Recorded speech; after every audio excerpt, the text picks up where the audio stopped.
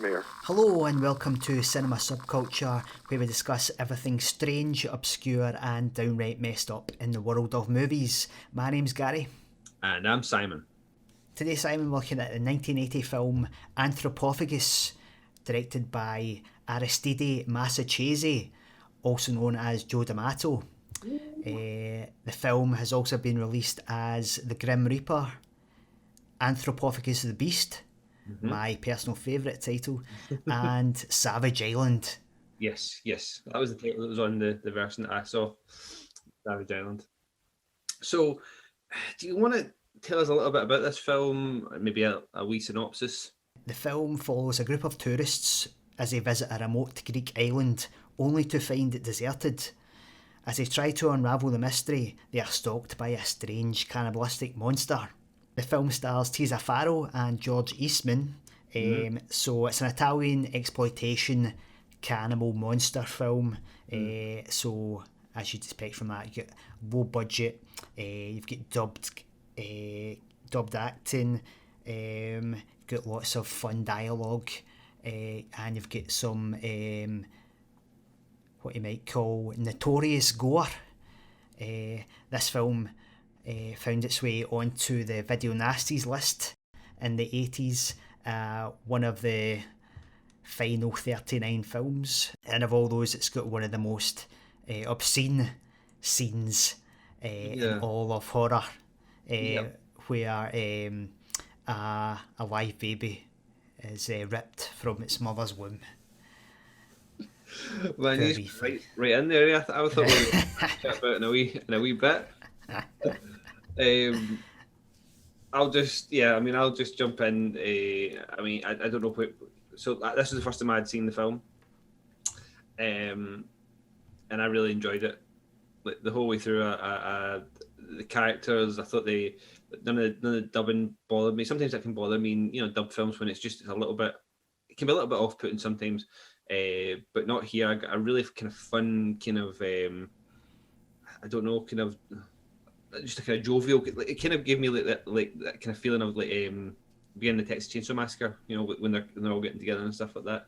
And I've got to admit, like right up to that moment you're talking about, I was kind of like what's the big deal about? Not the big deal. What's the why was this so reviled, or why is it held in such a kind of gore fest thing? But yeah, it did kind of jump over a line there like straight away.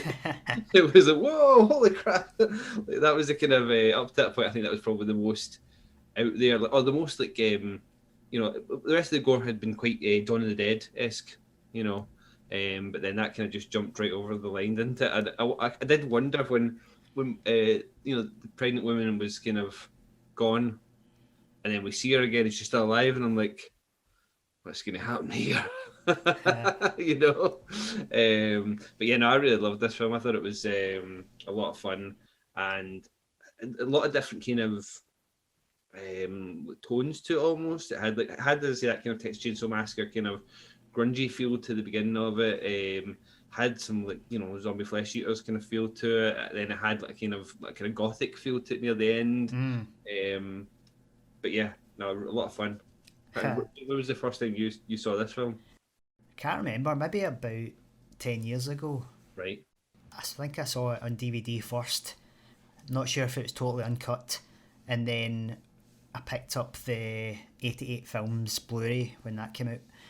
And this is a bit of a favourite of mine. I think this is a classic of its kind. Even though saying that, by most metrics of quality film, it's quite lacking even among its peers, but it's got a weird quality. It's got something about it that I don't know, I can't exactly put my finger on it, but I just really enjoy it. I think it's got a unique atmosphere, and it's gripping. I find it quite engaging mostly the way through, even though it suffers from that trope you find in a lot of exploitation for titles where you just get periods of nothing happening. When you've got a low budget, they've got a few ideas for gory set pieces and that's it, and then they're just trying to fill time.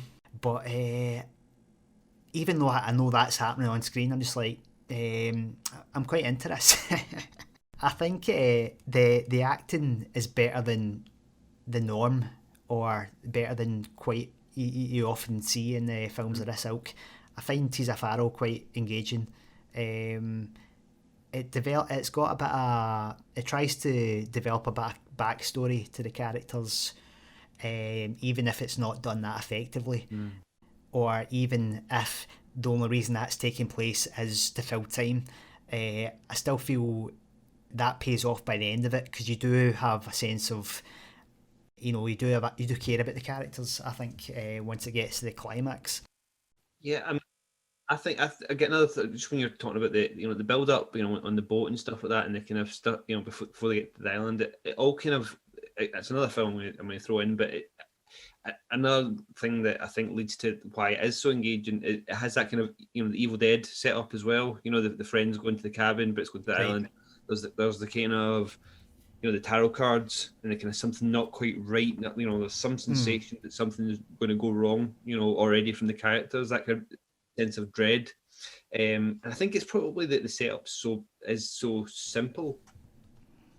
I mean, it's not very convoluted. It's fairly straightforward, and I think that kind of feeds back into those other type of films that I've mentioned, where it's like that's why they work. I think because you are kind of, it's not that you're necessarily put off guard because of the the mundane conversations that people are having necessarily, but it's because that's kind of, I think they keep it kind of fun and light until it gets to the action starts happening. Like the character is Daniel, who's kind of instantly infatuated with Tisa Farrow's character. Right, yeah. Even from the what is it, what they called The ski lifts, or is it? ski lift, yeah, the Well, ski it's lift. not a ski resort, but those Sure, kind but of yeah, cars, yeah. aerial left take thing, and like they ask him about whether she can come with them, and he's just like, hell yeah. Like, it's all that stuff, and then the stuff in the boat where, and later on when she's like, I'm not interested. It's just it all just works into that kind of as he just keeps it basic, and it's very like, it is very tropey, horror, but it's quite it feels kind of almost sincere, or there's an innocence to it still. It's not doesn't feel contrived necessarily. It's just kind of a bit of fun almost.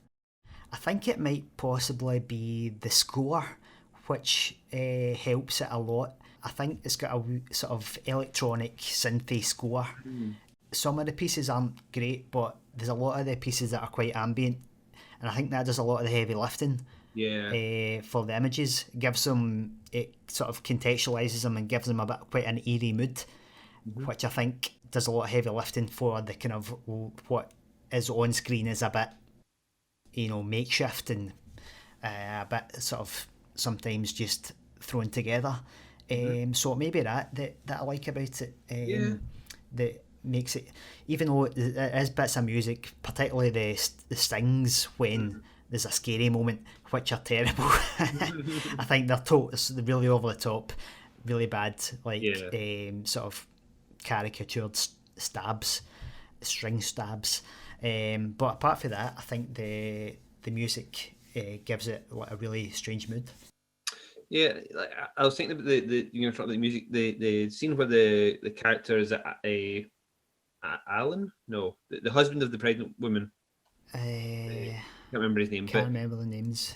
so he's going through the catacombs before he finds her, and there's a lot of imagery there, and there's a lot of music going on, and like by the time we got to him finding his wife, like I kind of suddenly realized, well, we've been in this catacomb for like a long time. that just went on for a long time, but it didn't feel like that. I was kind of, I think it was effectively building up quite well and I wasn't honestly expecting them to find her, to be honest with you, because I thought she was long Aye. gone. So I think that all worked in its favor. I don't know, like some of the saying about some of the kind of the hokey nature of some of what's on screen, but I think a lot of the gore worked pretty well. I think the first bit, I think, like with the when the girl that's out swimming gets killed, the blood's quite orangey and stuff like that. But I don't know, some of the net bites and things like that I thought were kind of like, you know, very reminiscent of like Dawn of the Dead and things. Okay. Worked fairly well. I mean, the actual the baby scene was. I thought that was quite. The gore was quite interesting there. Apparently, that was like a skinned rabbit or something. I was going to actually make the point that the special effects is something that lets the movie down. Oh, really? The severed head near the start. Yes, that's true. I laughed out loud at that. Yeah. That's fair. That's fair. I was thinking more the kind of, you know, the kind of blood squibs when the bites get taken out. Some of that, and you know, when the girl's getting pulled up through the roof near the end. I don't know how she got so bloody or so cut and so quick, but I thought that looked okay. You know, I mean, I thought that worked pretty well for it. And certainly the bit at the end with well, I don't know if he's the Beast. I don't know what his name is. George Eastman plays him, but when he is like disemboweling himself almost, I thought that all looked pretty good. I mean, I'm sure it was all probably real bits and pieces, but you know, I thought it worked enough. And even when, you know, when he stabs his wife on the boat and stuff like that, you know, when he's having the flashback, I thought it was all. Nothing took me out of it really. The face and that was pretty bad. There's a lot of kind of funny dialogue in the film, like when Maggie again, the pregnant woman, sprains her leg, and she can't go with them. Like the main guy that seems to be the leader of the group, he's like, oh well. She's just like, I can't make it up that hill. He's like, oh well, just put it in some seawater. Yeah. See you later. And then, but like, did you like another thing? Like, I thought was weird was, so the group meet up and we kind of get introduced all the characters, and they get to meet the leader guy. Is it Andy, the leader guy? I think. And he gets them into his little minibus and takes them to the boat, right? Now, we see him kind of instructing, I think, is it Tisa Farrell's character, to how to steer the boat and, you know, and keep the compass at a certain point. And suddenly, from my opinion, only having seen it once, a random Greek man turns up on the boat and is suddenly driving the boat. Yeah, that's the real explained. He's like the sort of cap or helper. Right? Ship's helper. And then like, after Maggie hurts her leg, and the rest of them all go, right, see ya, like that, and he comes out and helps her back into the boat. And then when they notice the boat's out to sea, her husband starts like stripping off going to swim. He's like, she's out there alone. It's like, what about the Greek? I'm like, did I imagine this Greek guy? He's not referenced as a character like ever. It's this weird like slave labor thing that they don't talk about or mention him or talk to him. But yeah, I just remember thinking, where did that guy come from? He didn't seem to be on the boat when they first got there. Another thing that accounts for why the film works quite well, I think on a technical level it's really sound. Nothing amazing, but good nuts and bolts filmmaking. Yeah. I think cinematography is good, framing, shot choice, editing, they're all pretty solid. Joe D'Amato had a fairly esteemed background. He kind of worked his way up, but he started out as a still photographer, and he worked with some big directors in European cinema. He worked with Jean Renoir, Jean-Luc Godard. Then he moved up to camera operator, cinematographer, then on to director. So I think there's a solid level of technical ability on show there, but the film's just lacking in, you know, story and character. But I think that's something you could say about quite a lot of the Italian exploitation films. It's quite interesting how the art house movies and the exploitation directors are kind of intermingled. I think because it was quite a small sort of film network, because you had Ruggero Deodato started out working with Roberto Rossellini as well. Right. So it's kind of like a strange two worlds coming together. But yeah. Maybe you know, reasons why Italian exploitation films are actually, you know, quite good, quite beloved in a lot of ways. Like a technical level of excellence. Yeah. And did you watch the George Eastman interview that's on the right. No, I didn't. That's quite interesting. So he was the main antagonist, and he wrote the screenplay for it. Right. But he was quite scathing about the film, saying it was basically, he wrote it off basically when he was asked about it. It's just like a piece of shit. Wow. But he was talking about, Joe D'Amato's career, and he had worked with him numerous times. But he said things like Joe D'Amato was a director who, he was a sort of classic exploitation director in the sense that make him fast, make him quickly, churn them out onto the next. He was a guy who was like one or two takes max. I think that accounts for the film to quite a large degree, in the sense that it's there's a level of ability there, but it's not a Stanley Kubrick film. You know what I mean? It's not like right, that scene's not quite right, let's do it 50 times. It's just like, right, aye, that'll do, get it out. I think the film was made in a few weeks, shot in a few weeks, Right. really quickly anyway. So that was kind of D'Amato's style. But I think it's quite interesting how these guys had a certain sort of baseline ability to make a solid movie, but they just wanted to, they didn't want to labour over a project. They just wanted to churn it out to make money. So Yeah, yeah. I get you. Like kind of the just like the workman almost of the film industry. Just you just churn it out. yeah, Like we know how to do it, so let's just do it. Repeat it, yeah, and try and make as much. Throw everything at the wall almost and hope something sticks. Yeah, I thought the cinematography was really competent in this film. There's quite a few times I kind of was like, oh wow, that looks really, that really holds up still. I mean, I know the transfer on the 88 films Blu-ray, the remastered one anyway, is has been redone, so it probably owes a little bit to that. But I thought the visuals still really held up. So like you're saying about like obviously the exploitation kind of directors and stuff like that, and where they came from, and the kind of film. Even I was looking at his filmography, the kind of films he would make before he'd made before this and after, and I was just kind of thinking. I mean, it's not a big deal, but like, there's not really any or much nudity in this film, like for the time period it was made, and the type of film that it is.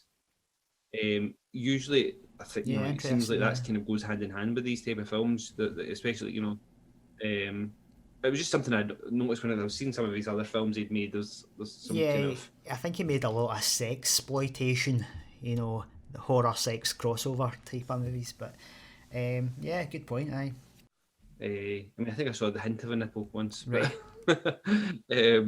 but it's just a thing you notice because obviously these films tend to do have that. Goes hand in hand with the exploitation title, doesn't it?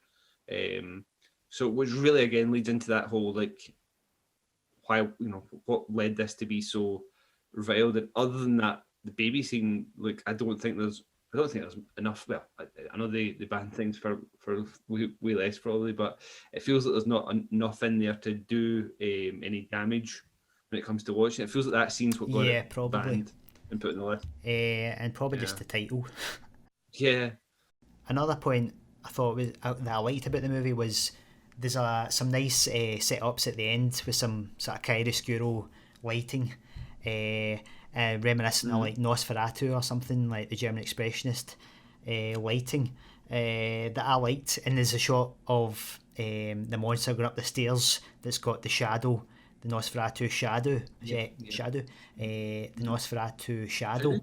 In the George Eastman interview, he's like, Joe D'Amato is like, any good scenes just copied from other movies.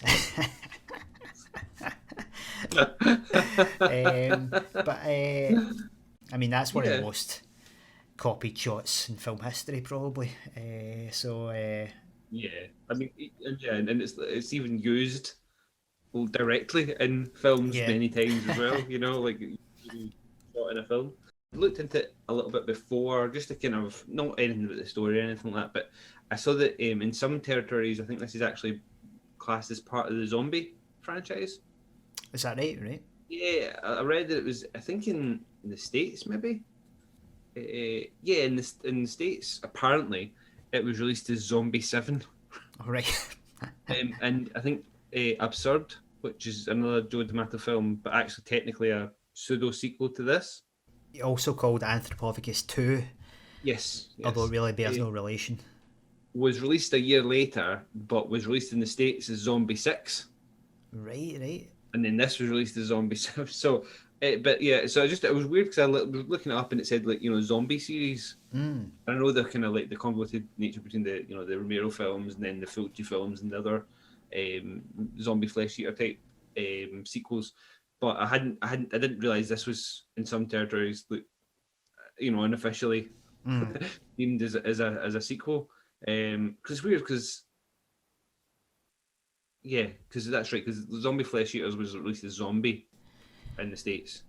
Confusingly, it's been released as Zombie and Zombie 2 Right. in different Okay. territories. Yeah, yeah. It's Oh, both yeah, its yeah. original and Zombie sequel.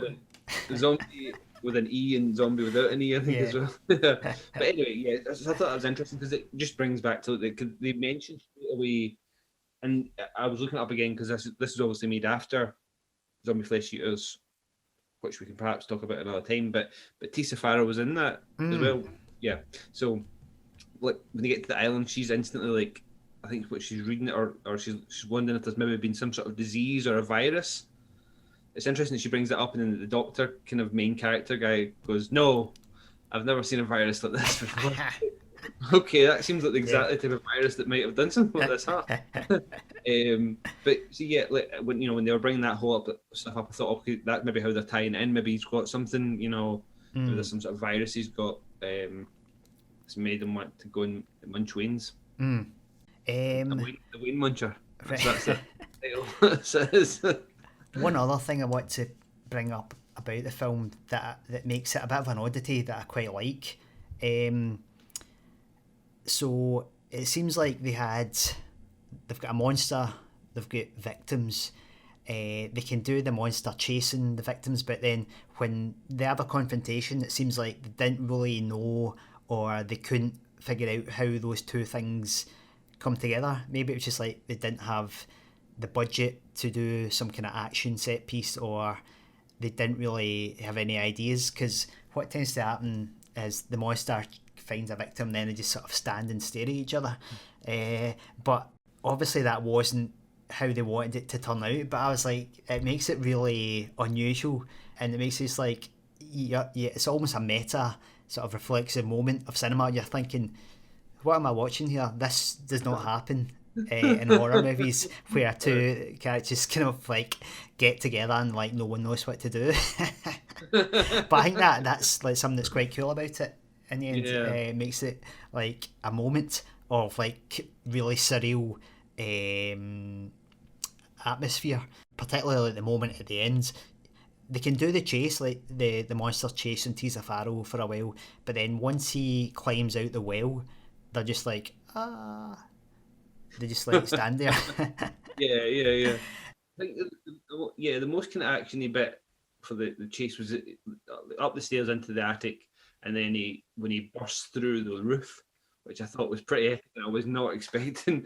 I was quite taken aback with that. But that was kind of the most kind of I suppose the well chase. The well chase was kind of like what you think of as a monster chase scene.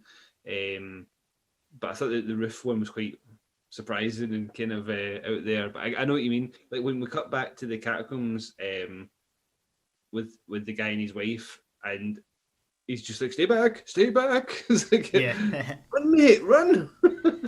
Gonna run. Mind you, her ankle was there, so that's why they were doing running. Yeah, no, I'm really glad we watched this film. As I say, I think definitely think it's one I'm going to revisit. Um, it definitely had that kind of nice mixture of fun and kind of like schlockiness that I really like. So, I think it really holds up with most of the other films we've watched that we've enjoyed. Yeah. If you like this type of Italian exploitation, this is one that's definitely worth checking out. It's not quite the sort of elite level of maybe some of Fulci's work or Cannibal Holocaust or something like that, but it's an unusual one, and it's got a unique quality to it, I think. Definitely.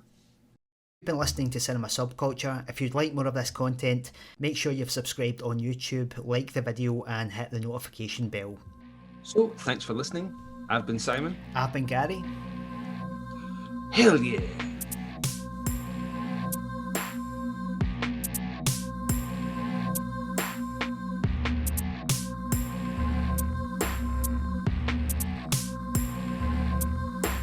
It was a nightmare.